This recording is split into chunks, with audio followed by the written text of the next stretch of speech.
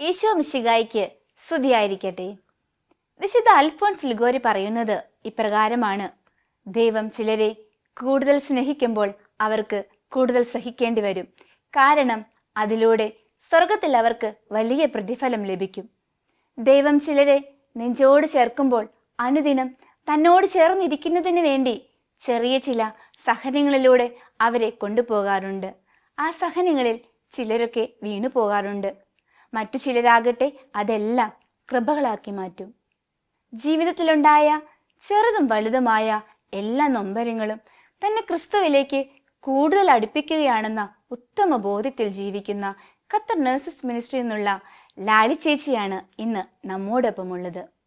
ഏവരെയും നഴ്സസ് ടൈമിന്റെ ഇന്നത്തെ എപ്പിസോഡിലേക്ക് സ്നേഹപൂർവ്വം സ്വാഗതം ചെയ്യുന്നു. വിശുദ്ധ പൗലോസ്ലീഹ റോമക്കാർക്ക് എഴുതിയ ലേഖനം 8-ാം അധ്യായം 28-ൽ പറയുന്നത് പോലെ, ദൈവത്തെ സ്നേഹിക്കുന്നവർക്ക് തന്റെ പദ്ധതി അനുസരിച്ച് വിളിക്കപ്പെട്ടവർക്ക് ദൈവം സകലതും നന്മയ്ക്കായി പരിണമിപ്പിക്കുന്നു എന്ന് നമുക്കറിയാമല്ലോ.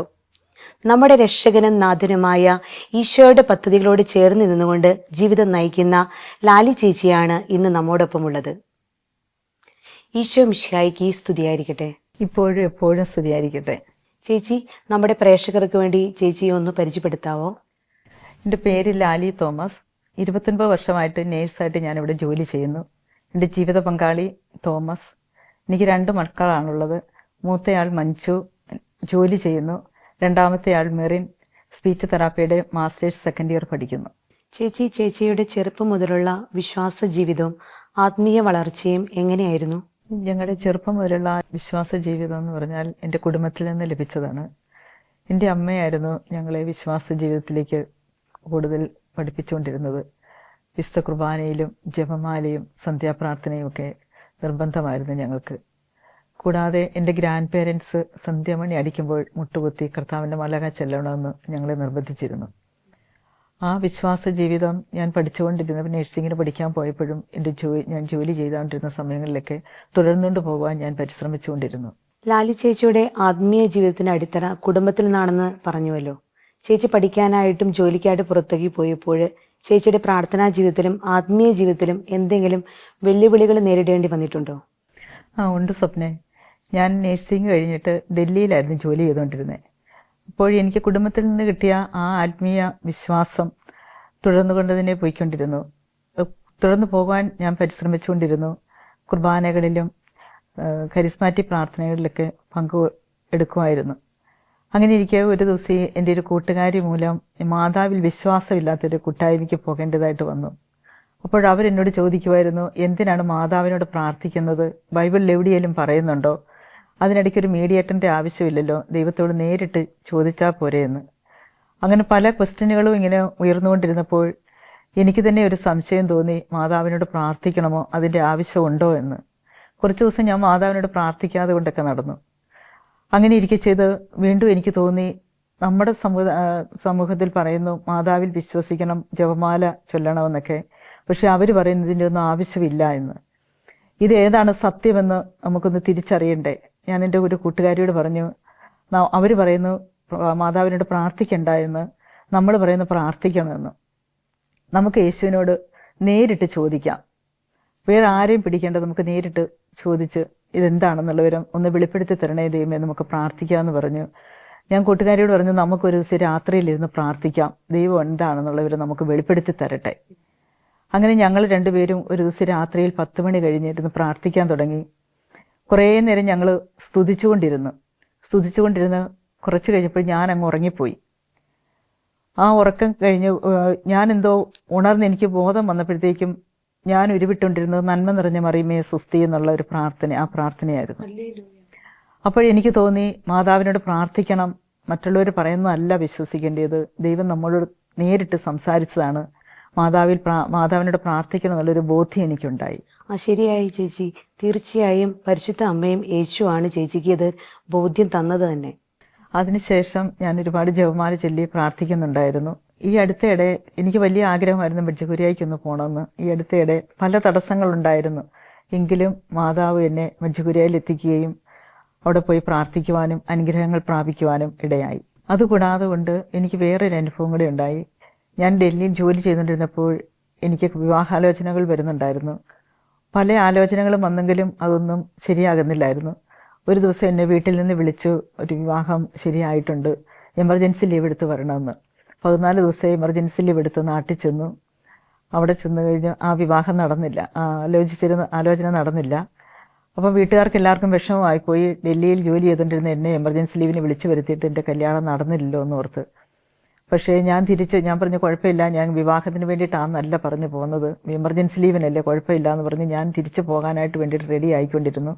പക്ഷേ എൻ്റെ ബ്രദർ എന്നോട് പറഞ്ഞു, ഇല്ല ചേച്ചി ഒരാഴ്ചത്തേക്ക് ഡിവൈനിലൊന്ന് പോകണം, അവിടെ പോയി ഒരാഴ്ചത്തെ ധ്യാനം കൂടണം, ഒന്നുമില്ലെങ്കിലും ഈശോനെക്കുറിച്ച് കൂടുതൽ അറിയാൻ പറ്റും ചേച്ചിയെന്ന്.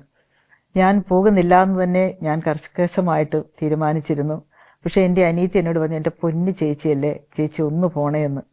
അത് കേട്ടപ്പോഴത്തേക്ക് എനിക്ക് എന്തോ ഒരു സ്പർശനമുണ്ടായി. പക്ഷേ ഭയങ്കര തടസ്സമായിരുന്നു ഡിവൈനിൽ എത്താനായിട്ട് വേണ്ടിയിട്ട്. പക്ഷേ ദൈവം എന്നെ അവിടെ എത്തിച്ചു. അവിടെ എത്തിച്ചെങ്കിലും അവിടെ ചെന്നപ്പോഴത്തേക്ക് എനിക്കൊന്നും ഇഷ്ടപ്പെടുന്നില്ലായിരുന്നു. അവിടുത്തെ ഭയങ്കര മഴയായിരുന്നു, പല തടസ്സങ്ങളുണ്ടായിരുന്നു. തിരിച്ചു പോയാൽ മതിയെന്നുള്ള ഒരു ധാരണയിലായിരുന്നു ഞാൻ അവിടെ ഇരുന്നത്. ആദ്യത്തെ ദിവസവും രണ്ടാമത്തെ ദിവസവും ഒന്നും എനിക്ക് യാതൊന്നും തോന്നിയില്ല. മൂന്നാമത്തെ ദിവസം ആയപ്പോഴത്തേക്കും എന്നെ ഒരു വചനം സ്പർശിച്ചു. മത്തായിയുടെ സുവിശേഷം 16-ാം അധ്യായം 26-ാമത്തെ തിരുവചനം എന്നെ ഒത്തിരി സ്പർശിച്ചു. ഒരുവൻ ലോകം മുഴുവൻ നേടിയാലും സ്വന്തം ആത്മാവിനെ നഷ്ടപ്പെടുത്തിയാൽ അവൻ എന്ത് പ്രയോജനം? ഒരുവൻ സ്വന്തം ആത്മാവിന് പകരമായിട്ട് എന്തു കൊടുക്കും? ഈ വചനം എന്നെ ഒത്തിരി സ്പർശിച്ചു. അപ്പോൾ ഞാൻ തന്നെ ചിന്തിച്ചു, എൻ്റെ ആത്മാവിന് വേണ്ടി ഞാൻ ഒന്നും നേടിയില്ലല്ലോ എന്ന്. വീണ്ടും അവിടുത്തെ പാട്ട് ഞാൻ ഒത്തിരി ലയിച്ചിരുന്നു പോയി. ഇൻ്റർവെല്ലിൻ്റെ സമയത്ത് പാട്ട് പാടുമ്പോഴൊന്നും എനിക്ക് എഴുന്നേറ്റ് പോകാൻ തോന്നത്തില്ലായിരുന്നു. ആ പാട്ട് ഭയങ്കരമായിട്ട് എന്നെ സ്പർശിച്ചിരുന്നു. അവിടുത്തെ ഉപവാസത്തിൻ്റെ ദിവസം വൈകുന്നേരം കുർബാന കഴിഞ്ഞിട്ട് ആരാധനയിൽ അച്ഛൻ 10 പേരുടെ പേര് വിളിച്ചു പറഞ്ഞു. വിവാഹത്തിന് തടസ്സമുള്ള 10 പേരെ ഈശോ അനുഗ്രഹിച്ചിരിക്കുന്നു. അതിലെൻ്റെ പേര് വിളിച്ചു പറഞ്ഞു. അപ്പോഴാണ് എനിക്ക് എൻ്റെ ഇവിടെ പറയുന്ന പേര് സത്യമാണെന്ന് വിശ്വാസം വന്നത്. അതിനു മുമ്പൊന്നും ഞാൻ വിശ്വസിച്ചിരുന്നില്ല. അച്ഛൻ വിളിച്ചു പറയുന്ന പേരൊക്കെ വെറുതെ വിളിച്ചു പറയുന്നതായിരുന്നായിരുന്നു ഞാൻ വിശ്വസിച്ചിരുന്നത്. അങ്ങനെ എൻ്റെ പേര് വിളിച്ചു പറഞ്ഞു. പിന്നെ പരിശുദ്ധാത്മാഭിഷേക പ്രാർത്ഥനയിൽ അച്ഛൻ തലയെ കൈവച്ച് പ്രാർത്ഥിച്ചുകൊണ്ടിരുന്നപ്പം എനിക്ക് കണ്ണു തുറന്ന് നോക്കണം, ആരാണ് എൻ്റെ അടുത്ത് വരുന്നതെന്ന് നോക്കണമെന്ന് ആഗ്രഹം ഉണ്ടായിരുന്നു. പക്ഷേ അവിടെ സ്റ്റേജിൽ വിളിച്ചു പറയുന്നുണ്ടായിരുന്നു, ഭാഷാപരമുള്ളവർ ഭാഷാപരത്തിൽ സ്തുതിക്കുക, അല്ലാതുള്ളവർ ദൈവമേ നന്ദി, ദൈവമേ സ്തുതിയെന്ന് സ്തുതിച്ചുകൊണ്ടിരിക്കണമെന്ന്. പക്ഷേ ഞാനിങ്ങനെ സ്തുതിച്ച് പ്രാർത്ഥിച്ചുകൊണ്ടിരുന്നു. എൻ്റെ അടുത്ത് എന്നെ കൈവച്ച് പ്രാർത്ഥിച്ച ആരാണെന്ന് എൻ്റെ കണ്ണ് തുറക്കണമെന്ന് എനിക്ക് തുറക്കാൻ സാധിച്ചില്ല. പക്ഷേ ഉയർത്തെഴുന്നേറ്റ മിശിഹായിനെ എനിക്ക് കാണാൻ സാധിച്ചു. എൻ്റെ കണ്ണിൻ്റെ മുന്നിൽ ഈശോ ഉയർത്തെഴുന്നേറ്റ് നിൽക്കുന്നതായിട്ട് എനിക്ക് തോന്നി. ഞാൻ ഭാഷാപരത്തിൽ സ്തുതിച്ചുകൊണ്ടിരുന്നു. എൻ്റെ അമ്മയെ പേടിച്ചു പോയി, എനിക്ക് എന്ത് പറ്റിയെന്നോർത്തുകൊണ്ട്. പക്ഷേ എന്നെ വിളിച്ചപ്പോഴത്തേക്കായിരുന്നു എനിക്കിവിടെ ഒരു പരിസര ബോധ്യം തോന്നി. ഞാൻ വീണ്ടും അവിടെ എൻ്റെ സ്തുതിപ്പ് ഉയർന്നുകൊണ്ട് തന്നെ ഇരുന്നു. ആ ധ്യാനമൊക്കെ കഴിഞ്ഞ് വീട്ടിൽ ചെന്നു. 12-ാമത്തെ ദിവസം എനിക്ക് വിവാഹം ഉറപ്പിക്കുന്നത്. വിശുദ്ധ പൗലോസ്ലീഹ ഗലാത്യർക്ക് എഴുതിയ ലേഖനം 1-ാം അധ്യായം 15 പറയുന്നു, മാതാവിൻ്റെ ഉദരത്തിൽ ആയിരിക്കുമ്പോൾ തന്നെ ദൈവം പ്രത്യേകം തിരഞ്ഞെടുത്തു, തൻ്റെ കൃപയാൽ അവിടുന്ന് എന്നെ വിളിച്ചു. ചേച്ചിയുടെ ഈ അനുഭവത്തിൽ നമുക്ക് മനസ്സിലാക്കാൻ സാധിക്കുക, ഈ കാലഘട്ടത്തിൽ നമ്മുടെ കുട്ടികൾക്ക് അവരുടെ വിശ്വാസം അവരുടെ ബാല്യകാലം മുതലേ തന്നെ പകർന്നു കൊടുക്കേണ്ടതാണ്. അവർക്ക് കുടുംബത്തിൽ നിന്നാണ് നമ്മൾ പകർന്നു കൊടുക്കേണ്ടത്. ചേച്ചി, ഒറ്റയ്ക്കിരുന്ന് പ്രാർത്ഥിക്കുന്നതും കൂട്ടായ്മയോട് ചേർന്ന് പ്രാർത്ഥിക്കുന്നതും തമ്മിലുള്ള വ്യത്യാസം ചേച്ചിക്ക് അനുഭവപ്പെട്ടിട്ടുണ്ടോ? തീർച്ചയായും സ്വപ്ന, കൂട്ടായ്മയോട് ചേർന്നിരുന്ന് പ്രാർത്ഥിക്കുമ്പോൾ ഒരുപാട് ബോധ്യങ്ങൾ എനിക്ക് മനസ്സിലായിട്ട്, നമ്മുടെ ഫോർമേഷൻ ക്ലാസ്സുകളിലൂടെയും മറ്റ് ക്ലാസ്സുകളിലൂടെയും വിശുദ്ധ കുർബാന എന്താണെന്നുള്ള വിവരം എനിക്ക് അതിലൂടെയാണ് മനസ്സിലായത്. ഇതിനു മുമ്പ് ഞാൻ വിശുദ്ധ കുർബാന ആഴ്ചയിൽ 3 അല്ലെങ്കിൽ 4 ദിവസമേ പോകാൻ എനിക്ക് സാധിക്കുന്നുണ്ടായിരുന്നുള്ളൂ. ഈ കൂട്ടായ്മയോട് ചേർന്ന് നിന്നപ്പോൾ എനിക്ക് വിശുദ്ധ കുർബാന സ്വർഗം നമുക്ക് തന്നിട്ടുള്ള വലിയൊരു നിധിയാണെന്ന് മനസ്സിലാക്കി. അങ്ങനെ പിന്നെ കുമ്പസാരം എന്ന കുദാശ 2 ആഴ്ചയിൽ ഒരിക്കലെങ്കിലും വേണമെന്നുള്ളൊരു ബോധ്യം ലഭിച്ചു. പരിശുദ്ധാത്മാവ് ഒരു വ്യക്തിയാണെന്നുള്ളൊരു ബോധ്യം നമ്മുടെ ഈ കൂട്ടായ്മയിലൂടെയാണ് എനിക്ക് മനസ്സിലാക്കിയത്. നമ്മുടെ ഏതൊരു സാഹചര്യങ്ങളിലും ഏത് വിഷമസന്ധികളിലും പരിശുദ്ധാത്മാവിനെ വിളിച്ച് പ്രാർത്ഥിച്ചാൽ നമുക്ക് സഹായകനായി നമ്മുടെ കൂടെ ഉണ്ടെന്നുള്ളൊരു ബോധ്യം എനിക്ക് ലഭിച്ചു. ഒന്നുകൂടി പറഞ്ഞാൽ, എൻ്റെ അനിയത്തി ഖത്തറിൽ വന്നിട്ടുണ്ടായിരുന്നു അവിടെ മോളുടെ ഡെലിവറിക്ക് വേണ്ടിയിട്ട്. 2 വർഷത്തോളം അവൾ ഖത്തറിലുണ്ടായിരുന്നു. അവൾ വിശ്വാസത്തിലൊക്കെ ആയിരുന്നെങ്കിലും ആഴമായൊരു ബോധ്യവും വിശ്വാസവും ഒക്കെ ലഭിച്ചത് ഖത്തറിൽ വന്നതിന് ശേഷമാണ്. അവളിപ്പോഴും പറയുമായിരുന്നു കൊറോണ എല്ലാവർക്കും വലിയ ബുദ്ധിമുട്ടായിരുന്നെങ്കിലും എനിക്കതൊരു അനുഗ്രഹമായിരുന്നെന്ന്. അവൾക്ക് ഖത്തറിൽ വന്നതിന് ശേഷം എല്ലാ ദിവസവും ബലിയർപ്പിക്കുവാനും 2 പ്രാവശ്യം സമ്പൂർണ്ണ ബൈബിൾ വായിക്കുവാനുമുള്ള ഒരവസരം അവൾക്ക് ലഭിച്ചിരുന്നു. അനേകരെ അവൾ ബൈബിൾ വായനയ്ക്ക് വേണ്ടിയിട്ട് കൂട്ടിച്ചേർത്തായിരുന്നു. അവൾക്ക് പിന്നെ തിരിച്ച് നാട്ടിൽ പോയി, 2 വർഷം കഴിഞ്ഞ് നാട്ടിൽ പോയി. അവൾക്ക് ഭയങ്കര ബാക്ക് പെയിൻ ആയിരുന്നു. ഇൻവെസ്റ്റിഗേഷൻ എല്ലാം ചെയ്ത് കഴിഞ്ഞപ്പോഴത്തേക്കാണ് അവൾക്ക് ക്യാൻസറാണെന്ന് മനസ്സിലായത്. അതിനുശേഷം പിന്നെ അവളങ്ങ് ഒത്തിരി സിക്കായിരുന്നു. പക്ഷേ കൂട്ടായ്മയിൽ അവൾക്ക് വേണ്ടി പ്രാർത്ഥനാ സഹായം ചോദിച്ചിരുന്നു. നമ്മുടെ സഹോദരങ്ങൾ എല്ലാവരും അവൾക്ക് വേണ്ടി പ്രാർത്ഥിക്കുകയും ജപമാല ചെല്ലുകയും കരുണക്കൊന്ത് ചെല്ലുകയൊക്കെ ചെയ്യുന്നുണ്ടായിരുന്നു. കൂടാതെ ഞങ്ങൾ വിഷമിച്ചിരുന്ന സാഹചര്യങ്ങളിലെല്ലാം ഞങ്ങളെ വന്ന് ആശ്വസിപ്പിക്കുകയും അവൾക്ക് വേണ്ടി തീഷ്ണമായിട്ട് പ്രാർത്ഥിക്കുകയും ചെയ്യുമായിരുന്നു. പിന്നീട് ഞാൻ അവധിക്ക് നാട്ടിൽ ചെന്നു. അവൾക്ക് കീമോതെറാപ്പി ടോളറേറ്റ് ചെയ്യാൻ പറ്റുന്നില്ലായിരുന്നു. അവളങ്ങ് സിക്കാവുമായിരുന്നു.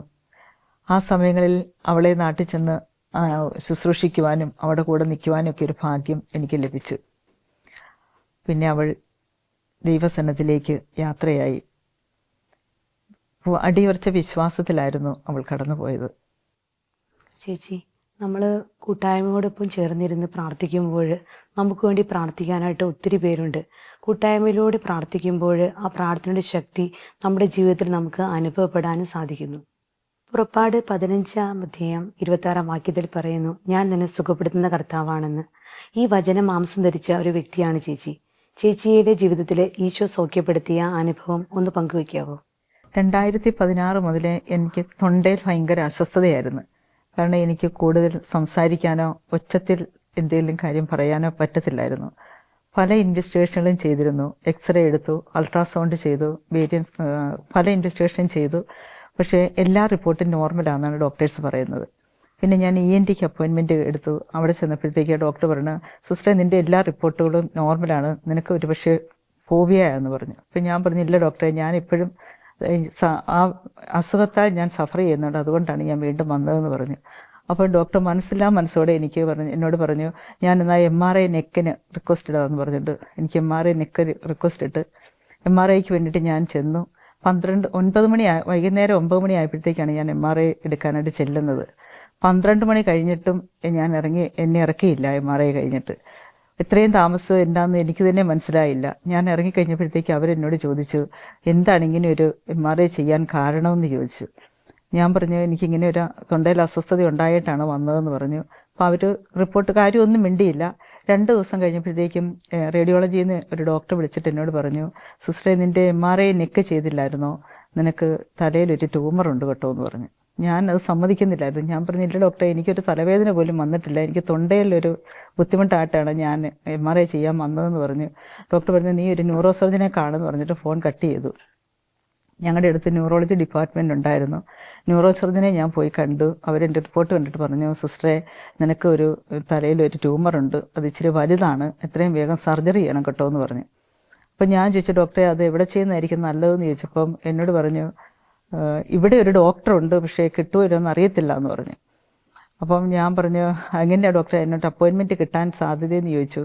അപ്പോൾ ഡോക്ടർ എന്നോട് പറഞ്ഞു, ഞാൻ നാട്ടിൽ പോയി അല്ലെങ്കിൽ ശ്രീചിത്രയെ നാട്ടിൽ പോയി ചെയ്യണം എന്ന് പറഞ്ഞു. അപ്പം ഞാൻ പറഞ്ഞു, ഡോക്ടറെ ഇവിടെയുള്ള ഡോക്ടറെ കിട്ടാൻ വല്ല സാധ്യതയുണ്ടോ എന്ന് ചോദിച്ചു. ആ ഡോക്ടർ ഇവിടുന്ന് റിസൈൻ ചെയ്ത് പോയായിരുന്നു, പക്ഷേ വീണ്ടും അയാളെ ഇങ്ങോട്ട് വിളിച്ചിട്ടുണ്ട്, കിട്ടുമല്ലോ എന്ന് ഞാൻ നോക്കിയിട്ട് പറയാമെന്ന് പറഞ്ഞു. അത്ഭുതമെന്ന് പറയട്ടെ, ഉച്ചയായപ്പോഴത്തേക്കും ഒരു 11 മണിയൊക്കെ ആയപ്പോഴത്തേക്കും അവരുടെ പ്രാർത്ഥന കഴിഞ്ഞു. ആ ഡോക്ടറെയും കൂട്ടി ഈ റേഡിയോളജിസ്റ്റ് ഞങ്ങളുടെ യൂണിറ്റിലേക്ക് കടന്നു വന്നു. ഏതാണ് സിസ്റ്റർ എന്ന് ചോദിച്ചുകൊണ്ട് യൂണിറ്റിൽ വന്നു. അപ്പോൾ കാര്യം പറഞ്ഞു. ഡോക്ടർ എൻ്റെ റിപ്പോർട്ട് നോക്കിയിട്ട് പറഞ്ഞു, നാളെ OPDയിലേക്ക് വരാൻ പറഞ്ഞു. അപ്പോൾ എനിക്ക് അവിടെ ഒരു അപ്പോയിൻമെൻറ്റ് കിട്ടാൻ യാതൊരു സാധ്യതയില്ലായിരുന്നു. അപ്പോൾ ആ ഡോക്ടർ തന്നെ താല്പര്യപ്പെട്ടു എന്നോട് OPDയിലേക്ക് വരാൻ പറഞ്ഞു. ഞാൻ OPDയിൽ ചെന്നു. എൻ്റെ കാര്യങ്ങളെല്ലാം ഡോക്ടർ തന്നെ അറേഞ്ച് ചെയ്ത് എന്നെ നവംബർ 3-ാം തീയതി എനിക്ക് ഓപ്പറേഷന് വേണ്ടിയിട്ട് ഡേറ്റ് ഫിക്സ് ചെയ്തു.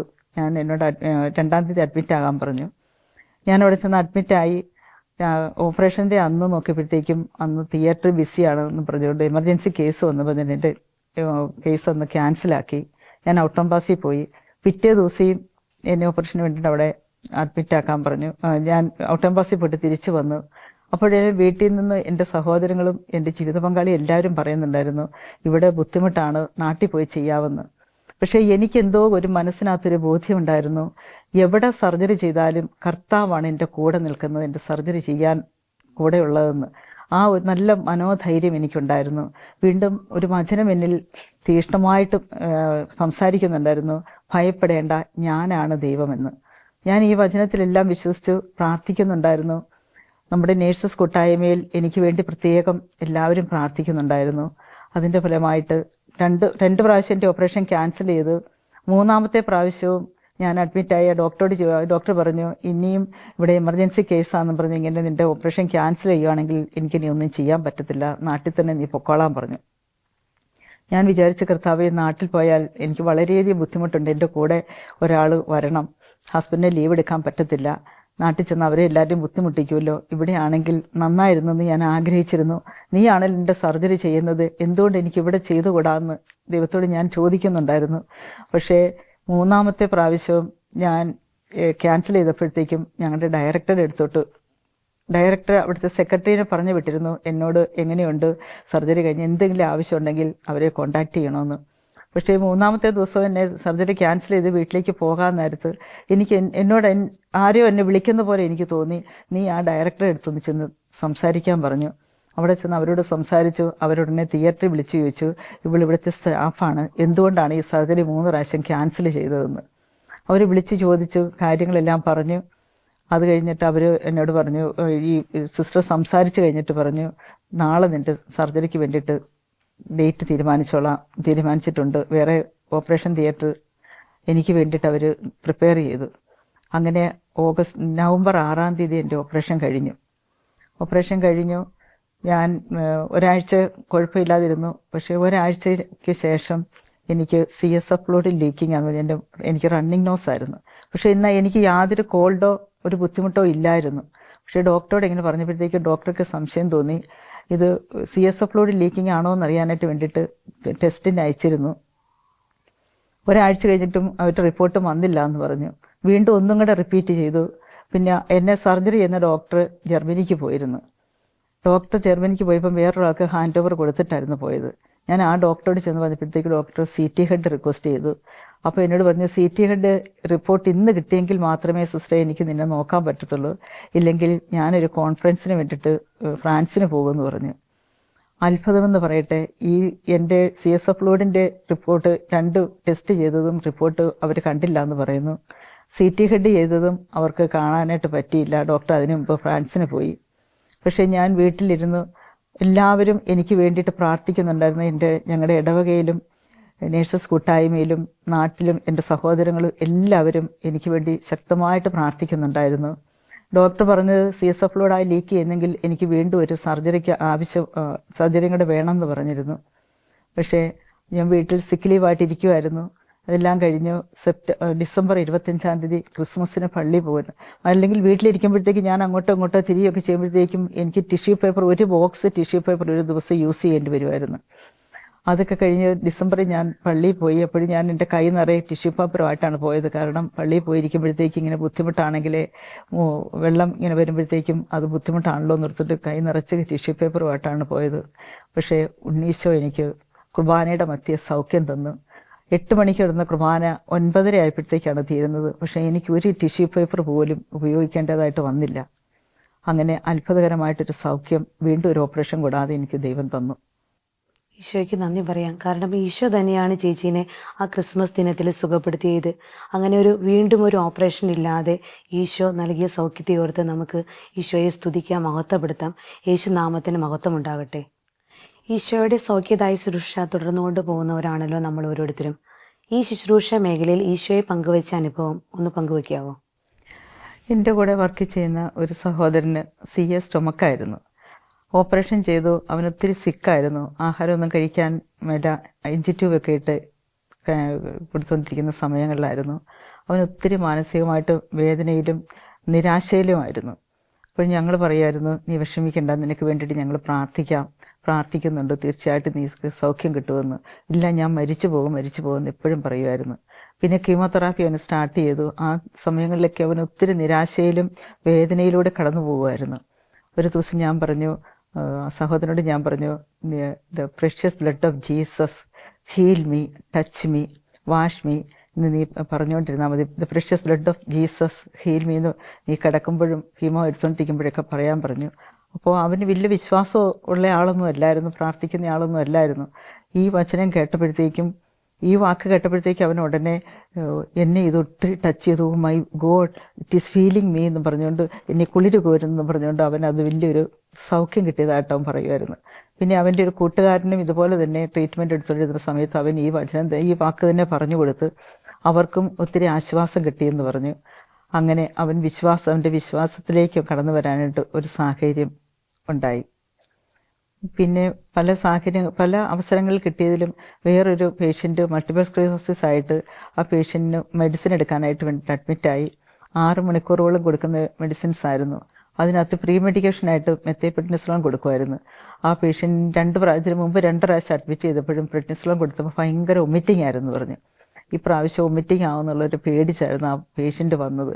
അപ്പോൾ എന്നോട് ചോദിച്ചു, സിസ്റ്ററെ നീ എപ്പോഴാണ് പ്രെഡ്നിസോളോൺ തരുന്നത്? എനിക്ക് അന്നേരത്തേക്ക് വൊമിറ്റിംഗ് ഉണ്ടാകും.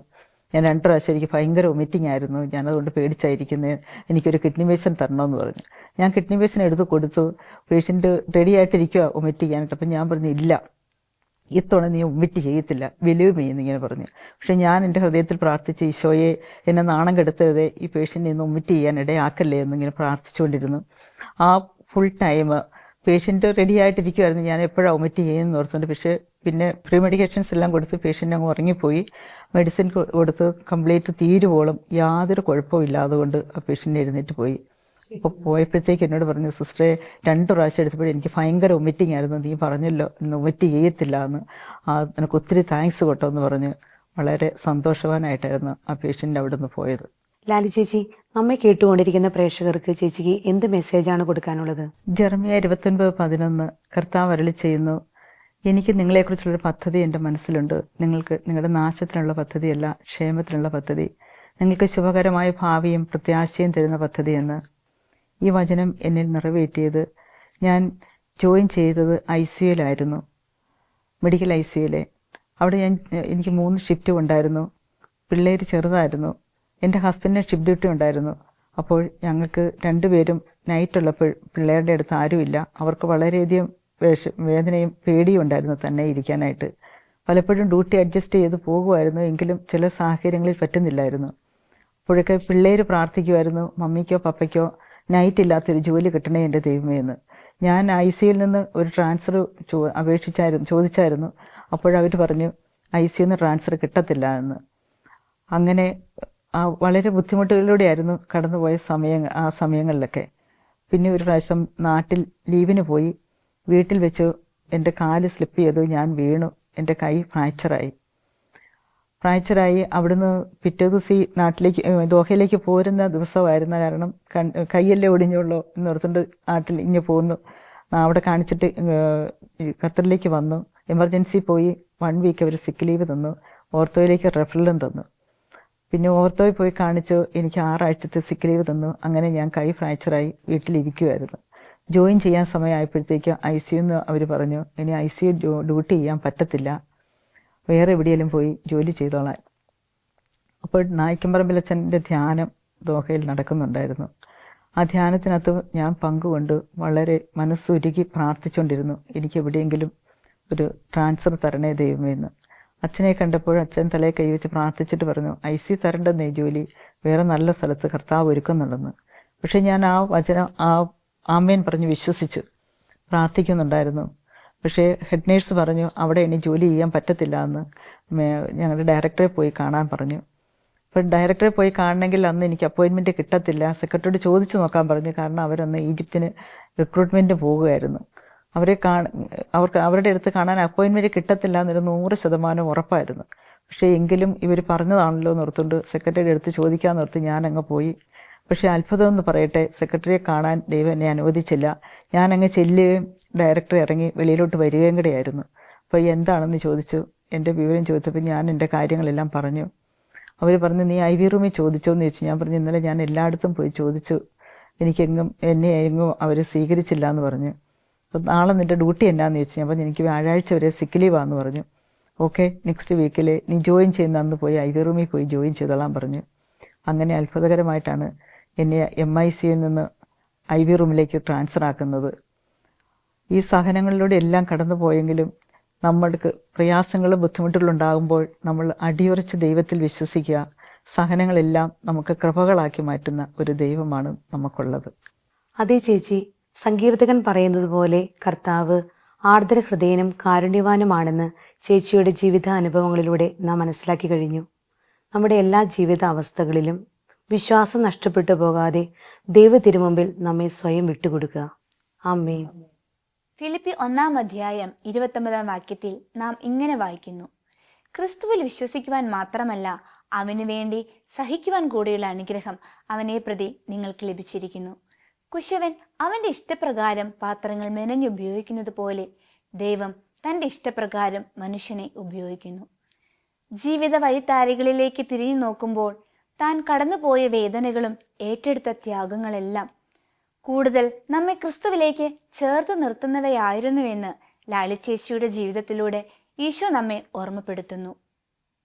ജീവിതത്തിൽ നമുക്കുണ്ടാകുന്ന ഓരോ മുറിപ്പെടുത്തുന്ന മുള്ളുകളെയും സന്തോഷത്തോടെ സ്വീകരിച്ചുകൊണ്ട് അവയെല്ലാം സ്വർഗത്തിൽ എത്തിച്ചേരുവാനുള്ള സ്വർണ്ണ ചവിട്ടുപടികളാക്കി നമുക്ക് മാറ്റാം. അതിനുള്ള കൃപയ്ക്കായി ലോകമെമ്പാടുമുള്ള എല്ലാ നഴ്സുമാരെയും അവരുടെ കുടുംബങ്ങളെയും പരിശുദ്ധ അമ്മയുടെ വിമല ഹൃദയം വഴി ഈശോയ്ക്ക് സമർപ്പിച്ചുകൊണ്ട് നമുക്ക് പ്രാർത്ഥിക്കാം. ഓരോ നഴ്സും ഒരു വിശുദ്ധനായി ഒരു വിശുദ്ധയായി തീരട്ടെ. ആമേൻ. ദൈവമാതാവും ഞങ്ങളുടെ അമ്മയുമായ കന്യകാമറിയമേ, ഫാത്തിമാനാഥേ, എന്നെയും എൻ്റെ കുടുംബത്തെയും തിരുസഭയെയും മാനവകുലത്തെയും ലോകമെമ്പാടുമുള്ള നേഴ്സുമാരെയും അങ്ങേ വിമല ഹൃദയത്തിന് പ്രതിഷ്ഠിക്കുന്നു. അങ്ങേ ശക്തിയുള്ള സംരക്ഷണത്തിൽ ഞങ്ങളെ കാത്തുകൊള്ളണമേ. അങ്ങ് ഞങ്ങളുടെ നാഥയും സംരക്ഷകയുമാകണമേ. ആത്മീയവും ശാരീരികവുമായ സകല അപകടങ്ങളിലും ക്ലേശങ്ങളിലും നിന്ന് ഞങ്ങളെ രക്ഷിച്ചുകൊള്ളണമേ. എല്ലാറ്റിലും ദൈവേഷ്ടം കണ്ടെത്തി നിറവേറ്റുവാനും യേശുവിൻ്റെ തിരുഹൃദയത്തിന് പ്രീതികരമായ വിധത്തിൽ ജീവിച്ച് സ്വർഗഭാഗ്യത്തിലെത്തിച്ചേരുവാനും കാരുണ്യനാഥേ, ഞങ്ങളുടെ സ്നേഹമുള്ള അമ്മേ, ഞങ്ങളെ സഹായിക്കണമേ. ആമേൻ.